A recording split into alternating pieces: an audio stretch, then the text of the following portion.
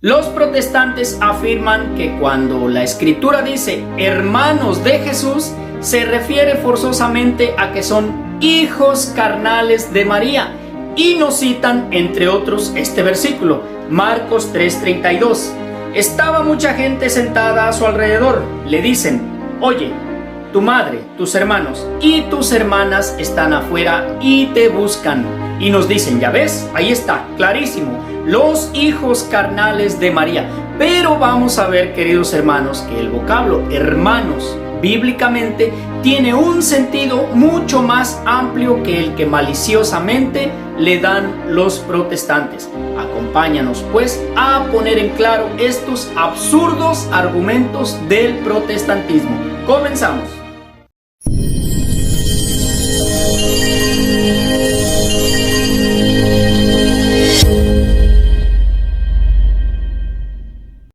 Ahora bien, queridos hermanos, si seguimos la errónea línea de interpretación bíblica protestante sobre el vocablo hermanos, nos vamos a encontrar con serios aprietos en la misma escritura.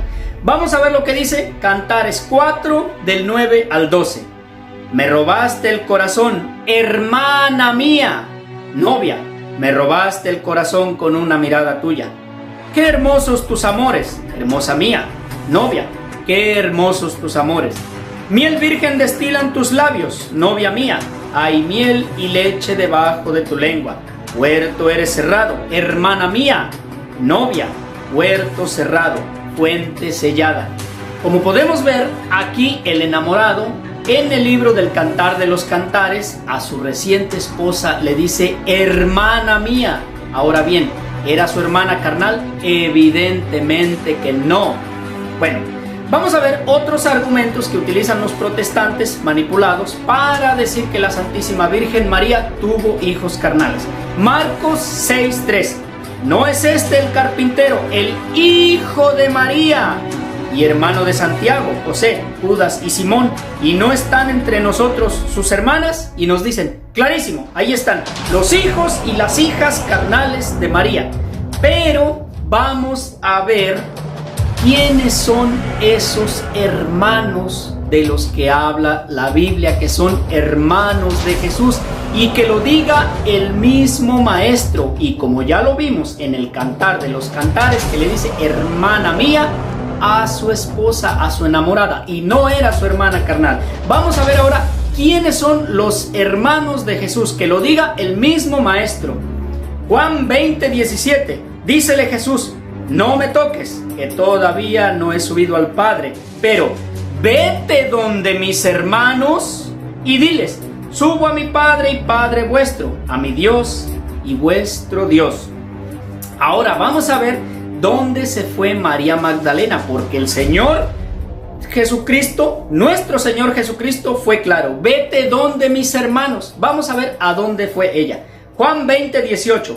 Fue María Magdalena y dijo a los discípulos que había visto al Señor y que había dicho estas palabras. Ahí están quiénes son los hermanos del Señor: sus discípulos, aparte sus parientes, pero también sus discípulos. Por lo que concluimos que el vocablo hermanos en la Biblia tiene un sentido mucho más amplio que el que los protestantes maliciosamente le dan. Y bueno, también diremos que nuestro Señor Jesucristo hablaba arameo, es un dialecto de la lengua hebrea, y ambos no son tan extensos, no son tan ricos en expresiones. Por lo tanto, cuando se dice primo, prima, tío, tía, sobrino, entonces en ese vocablo se encierra uno solo, y es adelfos, que se traduce como hermanos. Y esto no quiere decir que sean hermanos carnales de la misma madre, sino parientes cercanos o incluso de congregación, como ya lo vimos, de clan, de tribu, como ya lo vimos en la misma escritura. Vamos a ver otros versículos. Génesis 12:5, atención aquí. Tomó Abraham a Sarai, su mujer, y a Lot, el hijo de su hermano. Es decir, Lot era sobrino de Abraham. Pero vamos a ver cómo le dice en Génesis 13:8. Dijo pues Abraham a Lot: que no haya disputas entre nosotros, pues somos hermanos. Más claro, queridos hermanos, no se puede. Lot y Abraham son, sobrino y tío. Y en Génesis 13:8 se dicen hermanos. Vamos a ver otra cita, Hebreos 2:11. Los redimidos en Cristo santificador como el santificado tienen el mismo origen. Por ello no se avergüenza de llamarlos hermanos. Ahí estamos viendo un sentido todavía más amplio del vocablo hermanos en la Biblia. Primera de Crónicas 9:6-9. De los hijos de Serac, Jeuel y sus hermanos 690. De los hijos de Benjamín, Sayú, hijo de Masuyam, hijo de Odavías, y sus hermanos 956. Hay que estar mal de la cabeza para suponer que una sola mujer haya parido tantos hijos, y se dicen hermanos. Luego entonces los protestantes se equivocan cuando dicen que al decir hermanos se refiere sí y solo sí a hijos carnales. Éxodo 2:11. Fue a visitar Moisés a sus hermanos y comprobó sus penosos trabajos. Vio también como un egipcio golpeaba a un hebreo, a uno de sus hermanos. Otra vez un hermano de raza, y le dice hermano.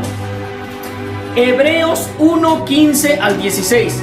Uno de aquellos días Pedro se puso de pie en medio de los hermanos, y el número de los reunidos era de unos 120, y les dijo: hermanos, era preciso que se cumpliera la escritura. Ahora bien, ¿eran todos hermanos carnales? Por supuesto que no. Otra cita, Primera de Crónicas 9 del 10 al 13. De los sacerdotes, Jedaías, Jehoyarib, Jaquim, Azarías, hijo de Hilquías, hijo de Mesuyam, hijo de Sadoc, Adaías, hijo de Jeroham, hijo de Pashur. Y bueno, así sigue con analogías hasta el versículo 13, y dice: y sus hermanos 1760. Lo vuelvo a repetir, para alguien que llegue a pensar que todos estos hijos fueron paridos por una sola mujer y que por eso dice la Biblia que son hermanos, sería un absurdo total, una locura. Y pues esta y muchísimas más citas podemos encontrar acerca de esto, del sentido amplio del vocablo hermanos, que cuando se encuentra en la Biblia se puede referir incluso a parientes o a miembros de la misma tribu o el mismo clan. Y la Biblia es muy clara, cuando quiere decir que alguien es hijo de un hombre o de una mujer en específico, lo aclara, y lo vamos a ver con capítulo y versículo. Mateo 16:17, bienaventurado eres Simón, hijo de Jonás, lo aclara. Mateo 13:55, y me extraña porque este versículo es de los que usan los protestantes para atacar a los cristianos. ¿No es este el hijo del carpintero? ¿No se llama su madre María? Fíjense, lo aclara. ¿No es este el hijo del carpintero? ¿No se llama su madre María? Lo especifica, es decir, hasta con ese mismo versículo se les puede refutar. Otro versículo, Génesis 29:13. En cuanto oyó Labán hablar de Jacob, el hijo de su hermana, es decir, la Biblia lo especifica. Y bueno, pues ya que se les refuta a todos los protestantes, te van a decir: es que la Biblia dice que en Lucas 2:7 que llegó el tiempo de dar a luz y que tuvo a su hijo primogénito y lo envolvió en pañales. Y como es su hijo primogénito, quiere decir que después vinieron otros. Falso. En el sentido bíblico, el primogénito es el primero que nace. Que quede claro, el primero que nace, independientemente si después vienen más o no. Y lo vamos a ver con capítulo y versículo. Atención a esta cita, porque con esta sola cita es suficiente. Primera de Crónicas 23:17, y la voy a repetir. Primera de Crónicas 23:17.